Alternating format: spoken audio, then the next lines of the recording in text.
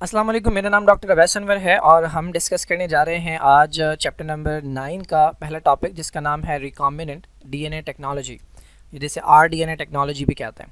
इस चैप्टर जो है इसका नाम है बायोटेक्नोलॉजी। बायोटेक्नोलॉजी के बारे में आप एक डेफिनेशन जो है वो 9th और फर्स्ट ईयर में रटते हुए आए हैं कि यहाँ पर भी वही डेफिनेशन लिखी हुई है कि biotechnology can be define as use of living organism for the welfare of mankind, यानी इंसानों का फ़ायदा जो है उसके लिए आप डिफरेंट ऑर्गेनिजम्स को इस्तेमाल करते आए हैं। तो बायोटेक्नोलॉजी की डेफिनेशन यही होती है कि वो टेक्निक्स या वो तरीक़े कि जिनके थ्रू हम ऑर्गेनिजम्स को इस्तेमाल करें, डिफरेंट ऑर्गेनिजम्स को इस्तेमाल करें, उनके पार्ट्स को इस्तेमाल करें, मैनिपुलेट करें, उनमें चेंजेस लेकर आएँ। किस काम के लिए? एक ही मकसद होता है और वो मकसद होता है वेलफेयर ऑफ मैनकाइंड, इंसानों की भलाई के लिए।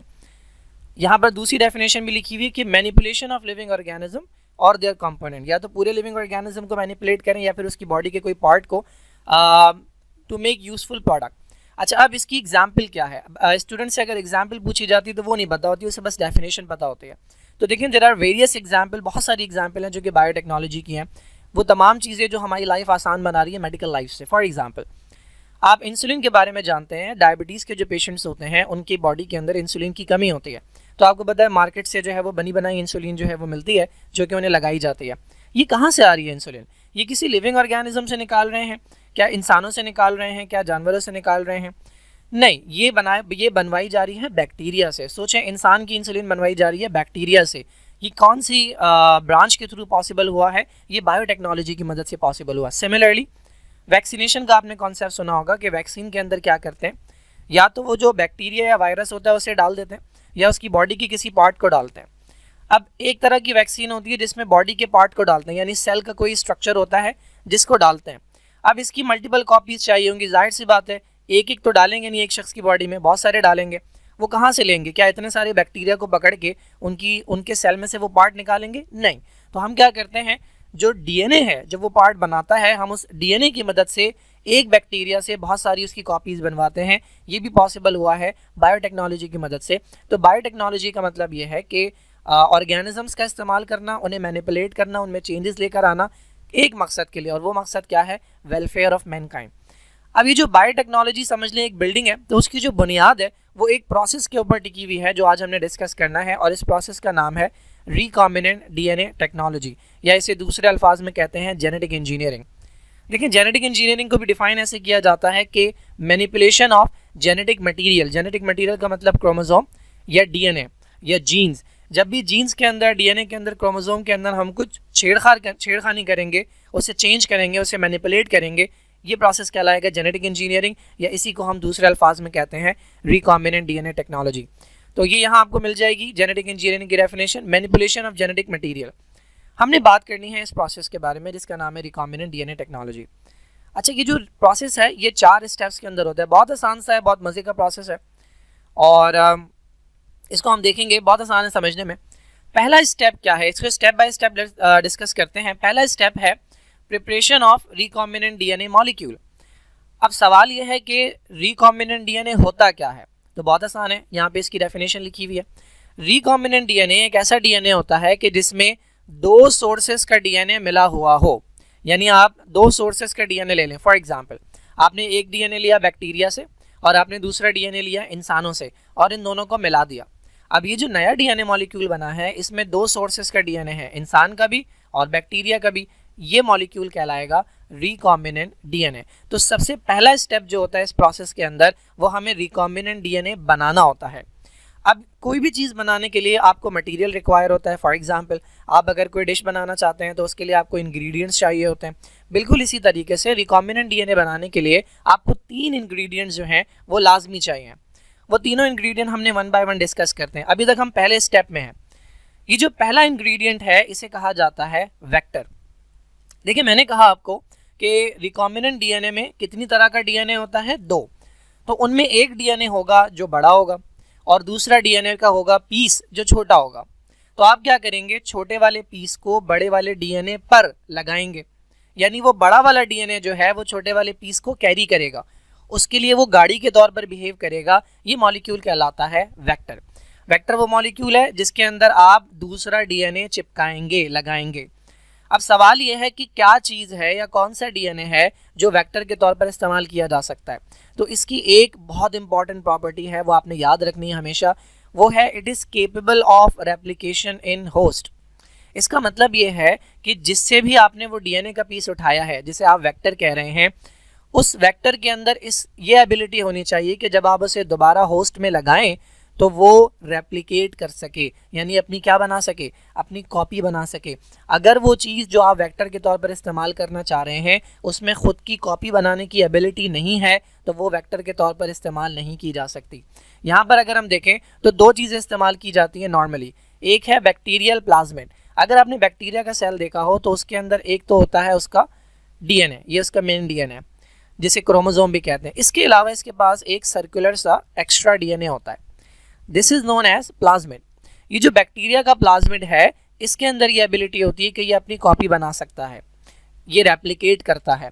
बिल्कुल इसी तरीके से दूसरी चीज़ जो वेक्टर के तौर पर इस्तेमाल की जाती है वो है बैक्टीरियोफेज। बैक्टीरियोफेज बैक्टीरिया नहीं है बल्कि वायरस है। चैप्टर नंबर 5 फर्स्ट ईयर के अंदर आपने इस तरह का एक वायरस देखा होगा, इसकी आपने पूरी लाइफ साइकिल भी पढ़ी है। ये बैक्टीरिया पर अटैक करता है, तो आपने गौर किया होगा कि जब भी ये बैक्टीरिया पर अटैक करता है फिर ये अपनी कॉपीज़ बनवाता है। इसका मतलब इसके अंदर भी एबिलिटी है कि ये अपनी कॉपीज़ बनवा सकता है। तो जिस भी मॉलिक्यूल के अंदर, जिस भी डीएनए के मॉलिक्यूल के अंदर ये एबिलिटी हो कि वो अपनी कॉपीज़ बनवा सके, आप उसे इस्तेमाल कर सकते हैं एज अ वेक्टर।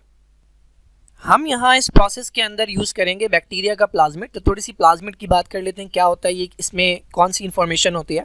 तो प्लाज्मिड छोटा सा होता है और एक्स्ट्रा क्रोमोसोमल होता है। मेन क्रोमोसोम ये है और ये क्रोमोसोम के अलावा एक सर्कुलर डीएनए मॉलिक्यूल है। अच्छा, ये मेनली पाया जाता है कुछ बैक्टीरिया में, हर बैक्टीरिया में भी नहीं होता, क्योंकि आपने फर्स्ट ईयर में एक प्रोसेस पढ़ा होगा जिसका नाम है कॉन्जुगेशन। ये एक बैक्टीरिया का सेल है, ये दूसरा बैक्टीरिया का सेल है, इसके पास होता है प्लाज्मिड, इसके पास नहीं होता। तो ये वाला बैक्टीरिया दूसरे बैक्टीरिया को गिफ्ट करता है और इनके पास कुछ ट्यूब्स होती हैं जिनका नाम आपने पढ़ा होगा पाइली या पिलाए इन्हें पढ़ते हैं। ये ट्यूब मिलती हैं तो इसकी वजह से एक ब्रिज बनता है और ये प्लाज्मिड यहाँ पर शिफ्ट हो जाता है, तो दोनों के पास आ जाता है। तो हर बैक्टीरिया के पास प्लाज्मिड नहीं होता, कुछ बैक्टीरिया के पास प्लाज्मिड होता है। अच्छा, सिर्फ बैक्टीरिया के पास नहीं होता, बैक्टीरिया प्रोकैरियोट है, लेकिन यूकैरियोट में भी यहाँ पर आपको मिल जाएगा कुछ यीस्ट के स्ट्रेन्स हैं। यीस्ट वो ग्रुप है फंगस का जो यूनिसेलुलर होते हैं, यानी जिनमें एक सेल होता है।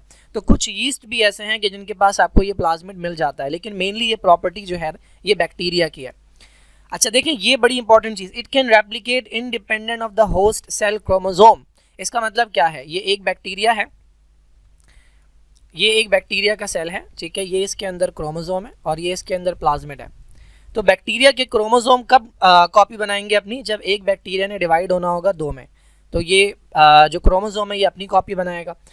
ये क्या कह रहे हैं कि प्लाज्मिड जो है ना वो लाजिम नहीं है कि जब क्रोमोसोम अपनी कॉपी बनाए तभी अपनी कॉपी बनाए।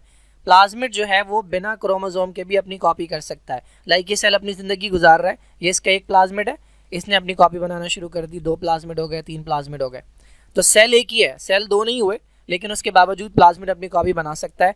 इसका मतलब ये इंडिपेंडेंट है होस्ट सेल के क्रोमोसोम से, और ये बहुत अच्छी प्रॉपर्टी है, ये लाजिम प्रॉपर्टी है कि जिसकी वजह से हम इसे यूज़ कर सकते हैं एज अ वेक्टर। अब प्लाज्मिड जो है ना वो एम ही नहीं होता, यहाँ पर लिखा तो है कि ये एक्स्ट्रा होता है, लेकिन इसका मतलब ये नहीं है कि ये वेला है। इसके ऊपर बहुत इंपॉर्टेंट जीन्स लगी हुई होती हैं। वो जीन्स किस किस चीज़ की हैं, इनमें से एक तो आपने लाजमी याद रखनी है, वो है रेजिस्टेंस टू एंटीबायोटिक। आपने सुना होगा डॉक्टर्स जो हैं वो ये बात कर रहे होते हैं कि फ़लाँ जो है वो बीमारी, इसके ऊपर फ़लाँ एंटीबायोटिक पहले असर करती थी, अब असर नहीं कर रही। इसका मतलब ये है कि जो बैक्टीरिया पहले एक एंटीबायोटिक से मर जाता था अब वो नहीं मर रहा, इसका मतलब वो रेजिस्टेंट हो गया। क्यों रेजिस्टेंट हो गया? क्योंकि उसके पास प्लाज्मिड आ गया, पहले उसके पास प्लाज्मिड नहीं था। इस प्लाज्मिड के ऊपर ऐसी इन्फॉर्मेशन होती है, ऐसे एंजाइम बनाने की इन्फॉर्मेशन होती है जो उस एंटीबायोटिक को तोड़ देते हैं, काट देते हैं, तो एंटीबायोटिक अपना असर नहीं कर पाती। तो प्लाज्मिड जो है ये बैक्टीरिया को एंटीबायोटिक रेजिस्टेंस बनाता है। ये इंपॉर्टेंट पॉइंट है, ये आगे काम आएगा अभी। इसके अलावा फर्टिलिटी की यानी रिप्रोडक्शन की जीन्स लगी होती हैं। इसके अलावा किलिंग ऑफ अदर बैक्टीरिया, ठीक है, खैर ये इंपॉर्टेंट नहीं है। हमने बात करनी है अब दूसरी चीज़ की। देखें आपके पास वेक्टर आ गया, तो वेक्टर के तौर पर हम यूज़ कर रहे हैं प्लाज्मिड को। यहाँ पर मैं बना दूँ, ये मेरे पास बैक्टीरिया का सेल था, ये बैक्टीरिया का डीएनए था और ये बैक्टीरिया का प्लाज्मिड था। तो हमने क्या किया, इसमें से प्लाज्मिड बाहर निकाल लिया, ये आ गया प्लाज्मिड। अब मैंने आपको बताया कि इस प्लाज्मिड के ऊपर जीन्स लगी होती हैं। इस वक्त दो जीन्स हैं जो आपके काम की हैं, उसमें एक जीन तो आपने पढ़ ली, वो होती है यहाँ पे, ठीक है, ये वाली जीन, ये लगी होती है एंटीबायोटिक रेजिस्टेंस की, और उस एंटीबायोटिक का नाम है एम्पिसिलिन। तो ये एम्पिसिलिन के खिलाफ इसे रेजिस्टेंस प्रोवाइड करती है, यानी इस बैक्टीरिया के ऊपर एम्पिसिलिन का असर नहीं होगा। दूसरी जीन जो लगी होती है वो लगी होती है यहाँ पे, इस जीन को नाम दिया जाता है लैक जी, और इसका बड़ा इंपॉर्टेंट फंक्शन होगा यहाँ पे, ये मैं आगे डिस्कस करूंगा। तो आपके पास ये आ गया एक डीएनए, ठीक है, ये इस्तेमाल होगा एज अ वेक्टर। इसका मतलब ये है कि इसके ऊपर लाकर बिठाएंगे हम दूसरा डीएनए, तो अब हमें दूसरा डीएनए चाहिए, तो दूसरा डीएनए हम निकालते हैं इंसान के सेल से। सपोज कर लेंगे इंसान का सेल है और ये इंसान का कोई क्रोमोसोम है, ठीक है, और इस क्रोमोसोम पे यहाँ से हमने एक डीएनए का पीस उठा के अलग कर लिया, ये वो डीएनए का पीस है, ठीक है, ये वो डीएनए का पीस है। अब हमारे पास दो डीएनए हो गए, अब हमने इन्हें क्या करना होगा, जोड़ना होगा। तो जो नया मॉलिक्यूल बनेगा वो कहलाएगा वेक्टर। इसको ना मैं किसी और कलर से बनाऊंगा, खैर फिलहाल तो वेक्टर सॉरी वो नया मॉलिक्यूल कहलाएगा रिकॉम्बिनेंट डीएनए। देखिए पहली चीज़ जो हमें डीएनए बनाने के लिए चाहिए थी वो था वेक्टर। दूसरी चीज़ जो हमें चाहिए वो एक तरह के एंजाइम होते हैं जिन्हें हम कहते हैं रिस्ट्रिक्शन एंजाइम। पहली बात तो ये रिस्ट्रिक्शन एंजाइम होते क्या हैं?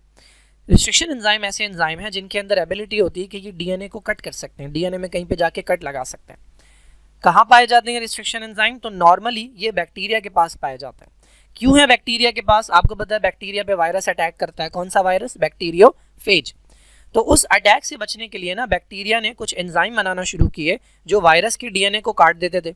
अब जब वायरस का डीएनए ही कट जाएगा तो वायरस की ग्रोथ रुक जाएगी। तो बेसिकली ये वायरस की ग्रोथ को क्या करते थे? रिस्ट्रिक्ट करते थे। इसी प्रॉपर्टी की वजह से, क्योंकि ये वायरस की ग्रोथ को रिस्ट्रिक्ट करते थे, इन्हें कहा गया रिस्ट्रिक्शन एंजाइम। एक और इनका नाम जो यूज़ होता है रिस्ट्रिक्शन एंजाइम को हम कहते हैं मॉलिक्यूलर सिजर्स। क्यों कहते हैं भाई? क्योंकि ये डीएनए को काट सकते हैं, ठीक है। अब ये रिस्ट्रिक्शन एंजाइम बैक्टीरिया के पास थे तो साइंटिस्ट ने बैक्टीरिया से उधार ले लिए और इन्हें लैब के अंदर इस्तेमाल करना शुरू कर दिया। अच्छा, ये जो रिस्ट्रिक्शन एंजाइम है ये डीएनए को जो काटते हैं एवं जाके कहीं से भी कट नहीं लगा देते, बल्कि एक ख़ास डीएनए के अंदर एरिया होता है।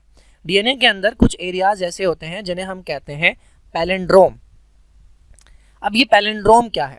देखिए पैलिंड्रोम एक ऐसा वर्ड होता है या एक ऐसा सीक्वेंस होता है जिसे आप राइट से पढ़ें या लेफ्ट से पढ़ें तो वो सेम है। तो फॉर एग्जाम्पल एक नाम है बॉब, ठीक है, बॉब द बिल्डर आपने देखा होगा, तो इसे आप यहाँ से पढ़ें या यहाँ से पढ़ें, ये सेम है। बिल्कुल इसी तरीके से मेरी एक स्टूडेंट का नाम था एलिया, ठीक है, ये उसने मुझे क्लास में बताया कि मेरा नाम भी पैलिंड्रोम है। तो एलिया को आप यहाँ से पढ़ लें या यहाँ से पढ़ लें, सेम जो है वो इसकी सेम स्पेलिंग है, ये सेम होता है। तो ऐसे सीक्वेंस या ऐसे वर्ड्स जो हैं वो कहलाते हैं पैलिंड्रोम। तो जो रिस्ट्रिक्शन एंजाइम्स होते हैं ना, ये जाकर एक, अच्छा बहुत सारी टाइप है रिस्ट्रिक्शन एंजाइम की, एक तरह का रिस्ट्रिक्शन एंजाइम किसी एक तरह के पैलिंड्रोम पे कट लगाएगा। तो डीएनए के अंदर मुख्तलिफ तरह के पैलिंड्रोम होते हैं। तो आप अगर दो डीएनए को काटना चाह रहे हैं फिर उन्हें जोड़ना चाह रहे हैं तो आप सेम तरह का रिस्ट्रिक्शन एंजाइम इस्तेमाल करेंगे। अब जैसे यहाँ पर ये जो एरिया आपको ग्रे में नज़र आ रहा है ये एक पैलिंड्रोम है। अगर आप ऊपर वाले धागे को पढ़ें तो पहले जी है, फिर डबल ए है, फिर डबल टी है, फिर सी है। अगर आप नीचे वाले धागे को इस डायरेक्शन में पढ़ें तो जी है, डबल ए है, डबल टी है और सी है। तो बेसिकली ये सेम सीक्वेंस है ऑपोजिट डायरेक्शन के अंदर, ये पैलिंड्रोमिक साइट है। यहाँ पर आकर रिस्ट्रिक्शन एंजाइम कट लगाता है।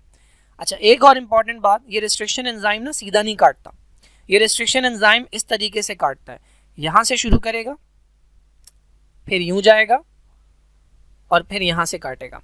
तो बेसिकली ये कुछ ऐसे काटता है कि कुछ एक्सटेंशंस बन जाती हैं डीएनए के अंदर, एक्सटेंशंस बन जाती हैं। ये आपको नीचे वाले धागे में एक्सटेंशन नज़र आ रही है और ये आपको ऊपर वाले धागे में एक्सटेंशन नज़र आ रही है।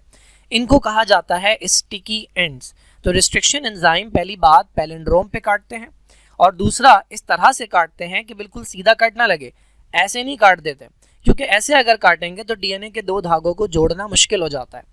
इस तरह काटने में क्या है, ये दोबारा इसके ऊपर आ जाएगा, ये जब करीब आएंगे तो ये एक दूसरे के ऊपर आ जाएंगे और बॉन्ड बनाना बड़ा आसान होगा। तो ये जो स्टिकी एंड्स बनते हैं इसकी वजह से दो डीएनए के पीसेस को जोड़ना ईजी हो जाता है। अब आपने कट तो लगा दिया, तो हम दोबारा अपनी डायग्राम की तरफ चलते हैं। ये हमारे पास बैक्टीरिया था, हमने इसका प्लाज्मिड निकाला। अब इस प्लाज्मिड के अंदर पहले आपको क्या बनानी है, जगह बनानी है, तो आप इसके ऊपर छोड़ेंगे कौन सा एंजाइम, रिस्ट्रिक्शन एंजाइम। जैसे ही इस पर रिस्ट्रिक्शन एंजाइम छोड़ा जाएगा वो इसके डीएनए को जाकर एक खास जगह से कट करेगा। और मैंने बताया था ये कट इस तरह करता है कि बिल्कुल सीधा नहीं कट करता बल्कि स्टिकी एंड्स प्रोड्यूस करता है, ठीक है। तो यहाँ पे कट लगा, ये वही एरिया है जिसको आपने नाम दिया था लैक जी का। तो जो लैक जी वाला डीएनए था वो आधा आधा हो गया, आधा इस तरफ रह गया, ठीक है, और आधा इस तरफ रह गया, यानी अब ये डीएनए नाकारा हो गया। इस डीएनए से जो कुछ भी बनना था, इस जीन से जो कुछ भी बनना था, अब वो नहीं बनेगा। ये मैं आपको एंड में समझाऊंगा इसकी इंपॉर्टेंस क्या है। एम्पिसिलिन वाली जीन जो है वो सलामत है क्योंकि वो इस तरफ थी, जबकि कट जो है वो इस तरफ लगा है। सिमिलरली जो रिस्ट्रिक्शन एंजाइम हमने यहाँ छोड़ा था ना, वही रिस्ट्रिक्शन एंजाइम हमने इंसान के क्रोमोसोम या इंसान के डीएनए पे छोड़ा था, और उसने भी ऐसी ही किसी जगह से जाकर कट लगाया और आपको ये एक टुकड़ा मिल गया। अब आपको करना क्या है, इस टुकड़े को उठाकर यहाँ लगाना है और फिर इसे जोड़ना है। अब जोड़ने के लिए एक अदर चीज़ इस्तेमाल की जाती है जिसे हम कहते हैं डीएनए लाइगेस एंजाइम। ये लाइगेस एंजाइम क्या करता है, जो टूटे हुए पीसेस हैं उनको सील करता है। तो बेसिकली ये ग्लू के तौर पर बिहेव करता है और डीएनए के दो पीसेस को जोड़ता है। अब मैं इसे उठा के यहाँ लगाता हूँ तो ये कुछ इस तरह का हो जाएगा।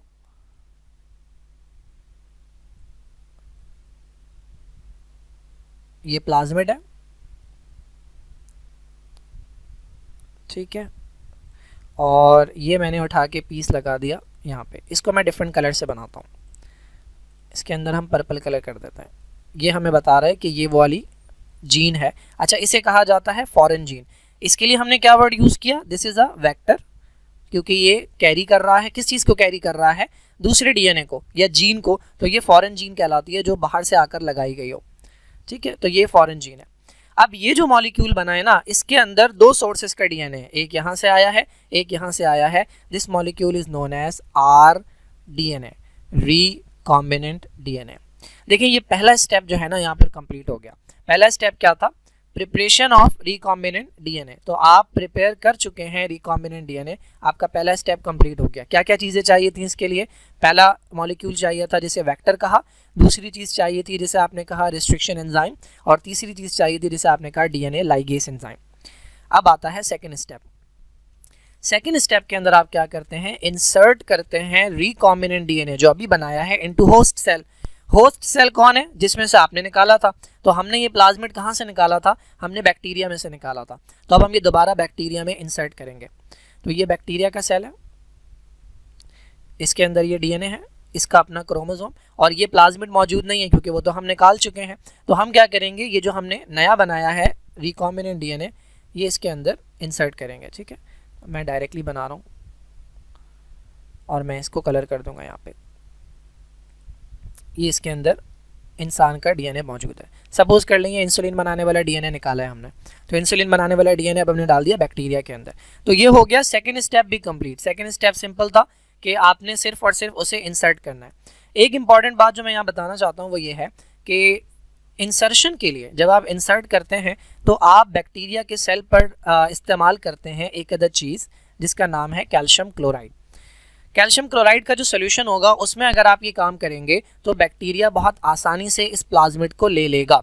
यानी आपने क्या किया, जहाँ पर बैक्टीरिया के सेल थे उस सोल्यूशन के अंदर कैल्शियम क्लोराइड डाला और साथ में प्लाज्मिड डाल दिया, तो बहुत आसान हो जाएगा क्योंकि कैल्शियम क्लोराइड से बैक्टीरिया के सेल की जो परमिएबिलिटी है वो इंक्रीज़ हो जाती है, तो बहुत ईजीली जो है ये प्लाज्मिड एक्सेप्ट कर लेते हैं।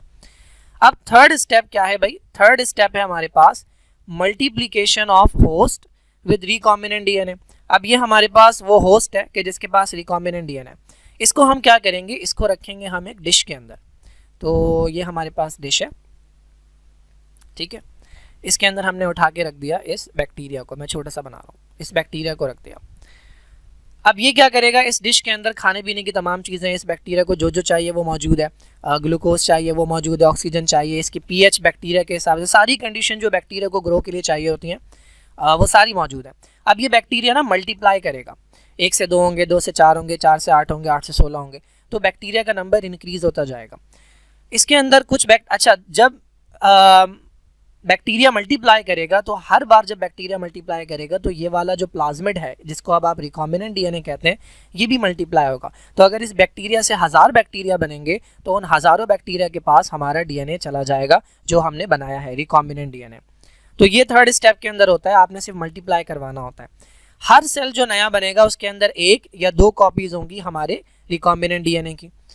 जब ये काम हो जाएगा तो हम कहेंगे हमने जो जीन लगाई थी, जो इंसान की जीन हमने लगाई थी वो कॉपीड हो गई है, या उसे हम कहेंगे वो क्लोन्ड हो गई है। अच्छा, अब आता है चौथा स्टेप। चौथा स्टेप जो है ना वो है selection of bacteria with foreign gene. अब ये मज़े का स्टेप है। देखें, इस सॉल्यूशन के अंदर, इस ग्रोथ मीडियम के अंदर अब जो बैक्टीरिया है ना उनकी 3 टाइप्स हैं।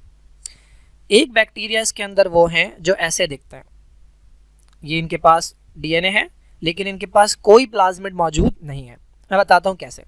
एक बैक्टीरिया इसके अंदर ऐसे हैं जो ऐसे दिखते हैं कि जिनके पास क्रोमोसोम भी है और जिनके पास प्लाज्मिड भी है, लेकिन प्लाज्मिड सादा वाला है, हमारा वाला नहीं है। और तीसरे बैक्टीरिया इस सॉल्यूशन के अंदर ऐसे हैं कि जिनके पास क्रोमोसोम है और रिकॉम्बिनेंट डीएनए है, यानी हमारा वाला डीएनए जो हमने कॉपी करवाया है। ठीक है, अब ये बाकी 2 बैक्टीरिया कहाँ से आए? तो ये एनवायरनमेंट से आ गए होंगे। ठीक है, कुछ बैक्टीरिया ऐसे होंगे कि जिन्होंने जो है वो रिकॉम्बिनेंट डीएनए लिया ही नहीं होगा, यानी ये अगर देना भी चाह रहा होगा तब भी नहीं लिया होगा। कुछ बैक्टीरिया ऐसे होंगे जो एनवायरनमेंट से ऐसे आ गए जिनके पास प्लाज्मिड मौजूद नहीं है, लेकिन वो क्योंकि ग्रोथ मीडियम है तो ग्रोथ मीडियम में ग्रो कर रहे होंगे। कुछ बैक्टीरिया ऐसे जिनके पास सादा वाला प्लाज्मिड है, उनके पास रिकॉम्बिनेंट डीएनए नहीं है। अब इस सॉल्यूशन के अंदर 3 तरह के बैक्टीरिया हैं। हमें कौन से चाहिए? हमारा जो बैक्टीरिया है वो ये वाला है जिसके पास रिकॉम्बिनेंट डीएनए है। तो हम क्या करेंगे, हम इन दोनों को इसमें से हटाएंगे और ये वाले सेलेक्ट करेंगे। ये वाला जो स्टेप है ये कहलाता है selection of bacteria with foreign gene. ये काम बड़ा आसान है। देखिए कैसे होगा ये काम। मैं आपको ये पहले इस डायग्राम में समझाता हूँ, उसके बाद इसी में समझा दूंगा। देखिए यहाँ से हमने काम स्टार्ट किया था, ये बैक्टीरिया था, ये ओरिजिनल डायग्राम है जो आपकी बुक में बनी हुई है। ये हमारे पास बैक्टीरिया था, इस बैक्टीरिया के पास ये इसका क्रोमोसोम है, ये ई कोलाई बैक्टीरिया इसका नाम है, और ये इसके पास प्लाज्मिड था।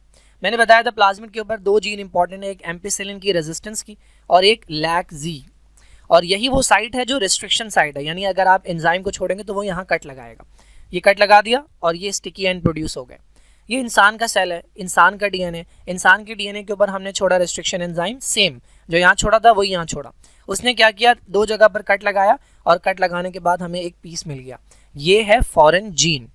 इस फॉरेन जीन को उठा के हमने यहाँ लगा दिया, ये मॉलिक्यूल बन गया रिकॉम्बिनेंट डीएनए का। सेकेंड स्टेप क्या होता है? अच्छा देखें, रिकॉम्बिनेंट डीएनए जब बना तो ये जो लैक-जी जीन थी ये डिस्ट्रॉय हो गई। डिस्ट्रॉय होने का मतलब जब ये सलामत थी तो ये काम कर रही थी, अब ये सलामत नहीं रही, एक पीस यहाँ चला गया, एक पीस यहाँ चला गया, अब इसका मतलब ये जीन काम नहीं करेगी। What is the function of this gene? ये जो लैक-जी जीन है ना, ये बनाती है एक अदद एंजाइम जिसका नाम है बीटा गैलेक्टोसाइडेज। ये बीटा गैलेक्टोसाइडेज जो है ना, ये एक तरह के कार्बोहाइड्रेट के ऊपर काम करता है जिसका नाम है एक्स जेल, और जब ये इसके ऊपर काम करता है तो उस एरिया का कलर जो है वो ब्लू हो जाता है। इसका मतलब जिस बैक्टीरिया के पास ये वाला प्लाज्मिड है, नॉर्मल वाला जिसमें कट नहीं लगा, उसकी लैक-जी जीन सलामत है, वो बीटा गैलेक्टोसाइडेज प्रोड्यूस करेगा और कलर क्या हो जाएगा, ब्लू। लेकिन वो तमाम बैक्टीरिया जो हमारे वाले हैं जिनमें हमने यहाँ पर कट लगा दिया, उनकी जो लैक-जी जीन है वो क्या हो गई, वो हो गई नॉन फंक्शनल। इसका मतलब वो एंजाइम प्रोड्यूस नहीं करेंगे, इसका मतलब कलर चेंज नहीं होगा, वाइट रहेगा। ये बात आपने याद रखनी है। अब हमने जब रिकॉम्बिनेंट डीएनए बना लिया तो अब इसका ये देखें लैक-जी जीन नॉन फंक्शनल हो गई। अब इसका सेकेंड स्टेप क्या था, इसको हमने डाला होस्ट में, इसको हमने ट्रीट किया था कैल्शियम क्लोराइड से। उसके बाद हमने इसे ग्रो करवाया, तो अब 3 तरह के बैक्टीरिया हैं, एक वो है जिनके पास नॉर्मल प्लाज्मिड, एक वो जिनके पास प्लाज्मिड है ही नहीं, और एक वो जिनके पास हमारा वाला रिकॉम्बिनेंट डीएनए। अब हमने सेलेक्ट करने हैं वो कि जिसके पास हमारा वाला डीएनए हो। अब आ जाते हैं इसके ऊपर। देखिए इस सोल्यूशन के ऊपर ना पहले ये काम 2 स्टेप के अंदर होगा। सिलेक्शन वाला जो स्टेप है, हमने जो सेलेक्ट करना है अपना बैक्टीरिया, ये काम 2 स्टेप के अंदर होगा। पहला क्या है, पहला ये है कि हम इस सोल्यूशन के अंदर डालेंगे एम्पिसिलिन। एम्पिसिलिन क्या है, एक एंटीबायोटिक है, तो एम्पिसिलिन बैक्टीरिया को मारती है। लेकिन मैंने आपको बताया था कि प्लाज्मिड के ऊपर यहाँ पे लगी होती है जीन एम्पिसिलिन रेजिस्टेंस की। तो इसका मतलब क्या है? इसका मतलब यह है कि जिस भी बैक्टीरिया के पास क्या होगा, प्लाज्मिड, चाहे सादा वाला हो चाहे हमारा वाला हो, उसके पास एम्पिसिलिन से लड़ने की ताकत होगी, तो वो नहीं मरेगा। तो कौन से बैक्टीरिया मर जाएंगे? वो बैक्टीरिया मर जाएंगे जिनके पास प्लाज्मिड है ही नहीं। पहला स्टेप हो गया, आपने क्या किया, इस सोल्यूशन में एम्पिसिलिन डाला, वो बैक्टीरिया मर गया जिनके पास प्लाज्मिड नहीं है। अब सिर्फ वो बैक्टीरिया रह गए जिनके पास प्लाज्मिड है।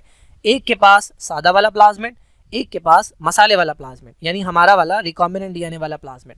अब सेकेंड स्टेप में आप क्या करेंगे, इसके अंदर डालेंगे एक कार्बोहाइड्रेट जिसका नाम है एक्स जेल। मैंने अभी आपको बताया था, एक्स जेल के ऊपर एक तरह का एंजाइम काम करता है जिसका नाम है बीटा गैलेक्टोसाइडेज।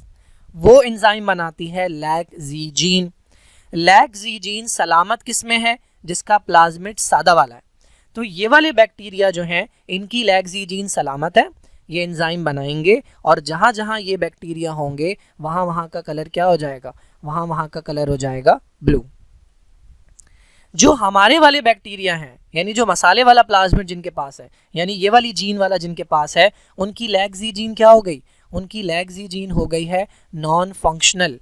इसका मतलब ये वो एंजाइम नहीं बना सकेंगे, और जब ये वो एंजाइम नहीं बना सकेंगे तो यहाँ का कलर चेंज नहीं होगा। तो ये जितना भी आपको वाइट एरिया नज़र आ रहा है, यहाँ पर वो बैक्टीरिया हैं जो हमें चाहिए। तो साइंटिस्ट यहाँ से वो बैक्टीरिया सेलेक्ट करते हैं, ब्लू वाले एरियाज़ को सेलेक्ट नहीं करते बल्कि वाइट वाले कलरलेस एरियाज़ को सेलेक्ट करते हैं। तो यहाँ पर देख लें, पहला स्टेप में क्या किया हमने, ऐसे मीडियम में डाला जिसमें एम्पिसिलिन था, तो वो बैक्टीरिया मर जाएंगे जिनके पास प्लाज्मिड है ही नहीं, अब सिर्फ प्लाज्मिड वाले रह गए। तो अब आप डालें उसमें एक्स जेल। ये क्या है? एक शुगर, कार्बोहाइड्रेट है। इसको कौन तोड़ता है? एक एंजाइम जिसका नाम है बीटा गैलेक्टोसाइडेज। ये कौन बनाती है? ये एक जीन बनाती है जिसका नाम है लैक्जी। अब वो तमाम बैक्टीरिया जिनकी लैक्जी जीन काम करेगी वो बीटा गैलेक्टोसाइडेज बनाएंगे, तो कौन सा कलर आएगा? ब्लू। ये हमें चाहिए या नहीं चाहिए? ये हमें नहीं चाहिए। हमारे वाले जो बैक्टीरिया हैं जिनके ऊपर फॉरेन जीन लगी हुई है, वो ये एंजाइम नहीं बना सकेंगे। जब एंजाइम नहीं बनेगा तो वो वाइट रहेंगे, उनका कलर चेंज नहीं होगा। तो हमने वहाँ से बैक्टीरिया सेलेक्ट करने होते हैं जहाँ का कलर वाइट रहा, चेंज नहीं हुआ।